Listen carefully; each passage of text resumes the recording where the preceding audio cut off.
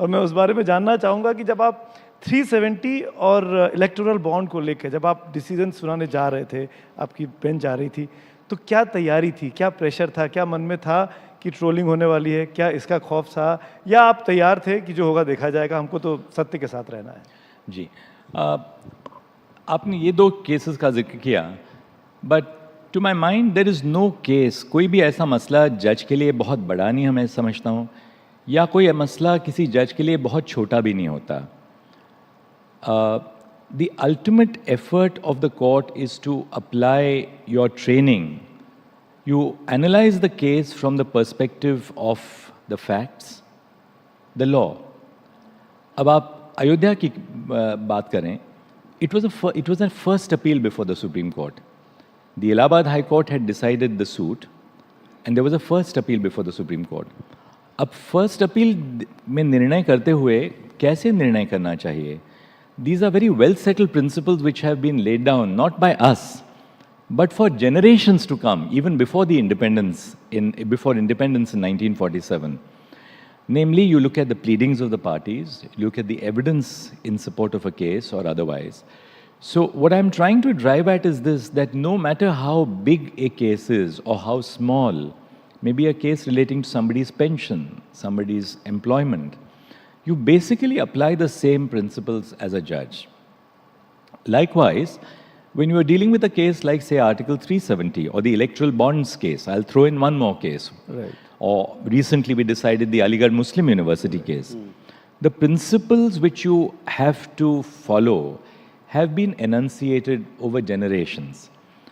Or judicial decision making में there is one very basic principle कि आप overnight किसी चीज़ में आप बदलाव नहीं लाते हैं, बदलाव धीरे धीरे होता है, which is the strength of the system. अब कई बार ऐसे होता है समाज में, हम लोगों के बारे में काफ़ी क्रिटिसिज्म होती है कि आप बदलाव इतने जल्दी क्यों नहीं ला सकते.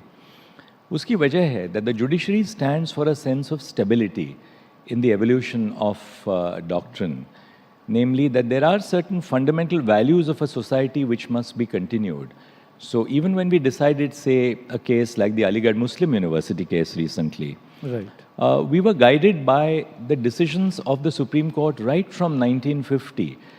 When we decided the electoral bonds case, we were governed similarly by decisions on what is an arbitrary exercise of legislative power. Those principles have been laid down by generations of judges before us, which we lay down. Now, those principles have also evolved over a period of time.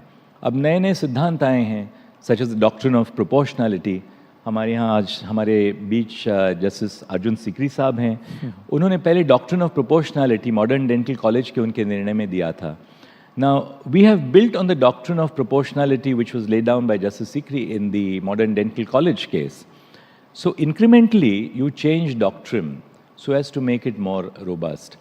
और आपके सवाल के बारे में यही जवाब मैं देना चाहता हूँ कि कोई भी केस हो, जितना भी बड़ा केस समाज समझती है या कितना भी छोटा केस समाज समझती है, एक जज के लिए, खासतौर पे सुप्रीम कोर्ट जज के लिए, ना ही केस बहुत कोई बड़ा होता है, ना ही केस कोई छोटा होता है.